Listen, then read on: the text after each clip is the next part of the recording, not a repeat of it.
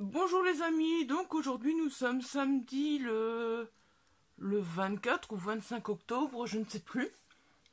Oui bah voilà, je me perds dans les jours, c'est comme ça. Donc voilà, ce matin à la bibliothèque, donc c'était le grand déstockage, les grandes ventes de livres. Donc j'en profite pour vous faire un petit book haul de ce que j'ai ramené. Attention, vous verrez que j'ai été sage. Le book haul ne va pas durer très longtemps, et j'ai été très sage. Oui. Oui, j'ai été très sage. Ben oui, de temps en temps, ça fait du bien d'être sage, hein. Il faut quand même, hein. Voilà, donc tous les livres étaient à 1 euro, mais voilà, j'ai pris vraiment ce qui m'intéressait. Bon, par contre, je suis désolée, de temps en temps, j'ai l'impression qu'il y a des zones d'ombre, je sais pas exactement d'où ça vient. Donc j'ai la lumière, donc normalement, ça devrait pas le faire. Et on va commencer tout de suite par présenter donc les livres que j'ai achetés. Bon, vous attendez pas à des nouveautés extrêmes, hein. C'est des livres dont la bibliothèque se débarrasse, donc on se doute bien que voilà, c'est pas des grandes nouveautés. À 1 euro, franchement, je me suis pas cassé la tête. Je me suis dit, ce livre-là me fait envie, je le prends, on verra bien. Bah oui, hein, 1 euro. Qu'est-ce que c'est qu'1 euro? Donc j'ai pris Kaiken de Jean-Christophe Granger. Et j'avoue que ben, la quatrième est très petite derrière, mais très intrigante. Quand le soleil levant devient un soleil noir, quand le passé devient aussi tranchant qu'une lame nue, quand le Japon n'est plus qu'un souvenir mais un cauchemar, alors l'heure du Kaiken a sonné. Voilà. J'ai vu pas mal ce livre passer. Oui, voilà, ben, je sais pas, on verra bien ce que ça donne. Personnellement, ben, en plus j'aime bien parce que ces éditions France Loisirs, et je trouve qu'elles sont vraiment très belles. Enfin, moi j'aime bien, je trouve parce que c'est encore écrit assez grand. Voilà, et elles sont très belles. Voilà. Donc je verrai ce que ça donne, je verrai quand est-ce que je le lis. Oui, les zones d'ombre, je ne sais pas d'où elles viennent, vraiment pas. Est-ce que c'est des mises au point qui se font? Est-ce que... Je ne sais pas. Est-ce que c'est le soleil derrière qui s'amuse? Voilà. Donc le premier, c'est Kaiken de Jean-Christophe Granger. Alors ensuite, j'ai pris, voilà, parce que j'aime bien cette édition aussi de Charles Michel à chaque fois. Marie Clark et à l'affaire Burke. Voilà. L'affaire Cendrillon. Je savais pas trop ce que c'était. Je l'ai pris parce que je trouvais que voilà, je l'avais pas, comme je n'avais pas ce Marie Clark, donc voilà, je l'ai pris. Je trouvais la couverture belle. Je me suis dit, c'est une romance, c'est un thriller. Je sais pas, il était dans un thriller, donc je me suis dit, ça doit être un thriller quand même. Mais comme il y avait voilà, quelques erreurs, des gens qui avaient déjà bougé des livres apparemment. Donc voilà. Mais quand même, ça... Quand on regarde derrière, une ravissante étudiante, un petit ami suspect, un célèbre réalisateur d'Hollywood, des millionnaires, des stars du showbiz et un meurtre jamais élucidé, on comprend vite que c'est un thriller, voilà. Et puis j'avoue, j'aime bien ces éditions d'Albin Michel, franchement, elles sont vraiment super sympas. Franchement, j'adore. Voilà, donc à voir quand je lirai. J'avoue que je suis assez curieuse, mais apparemment... Je sais pas s'il y en a d'autres, il faudra que je regarde. Bah oui, j'ai pas regardé avant, hein, comme d'habitude. Hein. Donc il faudra que je regarde s'il y en a d'autres. Et ce que c'est exactement, si c'est un premier tome, si on peut le lire comme ça, ou s'il y en a d'autres. Voilà. Donc ça c'est le deuxième. Je vous dis, ce book haul sera tout petit parce que j'en ai pas pris tellement. Bon, celui-ci, j'ai hésité à le prendre, puis je me suis dit, oh, allez, pour 1 euro, fais-toi plaisir. Hein. Voilà. C'est pas Henri Lovenbroek qui m'a dérangé. C'est le fait que si vous regardez le livre de près, vous voyez qu'il est légèrement abîmé. Or, je sais que si je le lis et que je vais voir Henri Lovenbroek en salon, je vais lui faire dédicacer. Donc dans cet état-là, c'est un peu... C'est ça qui m'a fait hésiter au fait.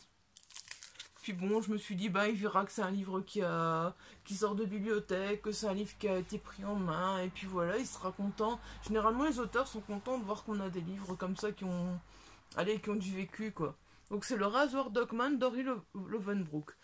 Franchement, je ne sais pas du tout. Je n'ai pas regardé, je l'ai pris parce que c'est Henri Lovenbroek, parce que je suis là, à l'heure où je tourne la vidéo occupée de lire Nous rêvions juste d'éternité, de liberté. Oh là, j'ai un trou, c'est pas grave. De liberté, nous rêvions juste de liberté, oui, voilà, c'est ça. Donc voilà, le Razor Dogman, ben, le nouveau maître du thriller français. J'ai pas vraiment lu la quatrième, mais je me dis, c'est Henri Lovenbroek, j'ai vraiment envie de découvrir cet auteur, on en parle beaucoup, beaucoup. Donc voilà, le Rasoir d'Occam. Je n'irai pas la quatrième de couverture, non. Alors ensuite, ce livre n'est pas très très récent. C'est Louis Etude d'Henri Courtade. Celui-là, il était dans le fantastique. J'ai quand même été faire un petit tour dans le fantastique. Je me suis rendu compte apparemment que ça parlait un peu des contes et tout ça, et ça m'a l'air pas mal au fait. Donc ça fait un moment que ce livre, je me tâte à le lire. Je me dis, est-ce qu'il est bien, est-ce qu'il est pas bien? Bah, pour 1 €, voilà, c'était l'occasion. Et si les personnages maléfiques des contes de notre enfance existaient réellement? Voilà. J'avoue que ça m'attire assez. Ça m'attire assez, je suis vraiment curieuse de savoir ce que ça donne. Louis Etu, fable moderne, matinée du thriller, joue avec les codes du conte de fées et du fantastique pour entraîner le lecteur dans une aventure captivante. C'est un folio SF, je sais pas, on verra bien, voilà. Je suis curieuse de le découvrir. Je sais que j'y sais à chaque fois, oui, je suis curieuse de découvrir. À chaque fois que j'achète un livre, je suis curieuse de découvrir, mais oui. À chaque fois, je vous le dis, je vous dis la même chose. Je suis curieuse de le découvrir. Alors ensuite, j'ai pris le livre des choses perdues de John Connolly. Il me paraissait pas mal aussi. Il est marqué que c'est de la fantaisie. Mais voilà, je pense que ça peut être pas mal aussi. L'Europe est sur le point de basculer dans la guerre. Le jeune David est trop petit pour comprendre la politique et il va se faire happer dans un monde de fantaisie apparemment. Donc voilà. Je suis assez curieuse aussi de le découvrir. Ça me changerait un peu des thrillers. Et puis la fantaisie, des fois, ben, c'est vraiment tellement bien foutu que voilà. Alors ensuite, j'ai pris un petit... Enfin, petit. Allez, il faut le dire vite. Un petit Maxime Chatham. Léviathan. Celui-là, je pense bien qu'on ne l'avait pas encore. Donc voilà, bah, j'en ai profité pour le prendre. 1 € pour un grand format de Maxime Chatham.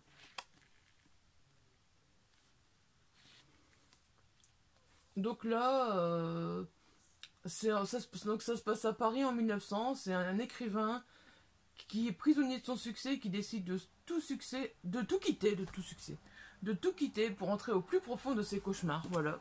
Donc je suis assez curieuse aussi. Oui, bah oui, à chaque fois je serai curieuse. Hein. Que voulez-vous? Je suis curieuse et puis c'est tout, c'est la vie. Ah, celui-là, qu'est-ce que j'étais contente de le trouver pour 1 €. La nouvelle encyclopédie du savoir relatif et absolu de Bernard Werber. Franchement, j'étais vraiment contente pour 1 €. Vous voyez pas le beau livre. Il est beau ce livre. En plus, il a son petit marque-page, son petit ruban marque-page. Et je le trouve vraiment beau. Il a son petit ruban marque-page. Que mon chat a déjà essayé de piquer, bien sûr. Hein. J'étais à peine revenue avec le livre que j'ai failli me faire piquer le ruban marque-page. Et j'avoue que ça traite un peu de tout et je suis curieuse de voir la façon de penser un peu de Bernard Werber, donc par rapport à tout ça, quoi.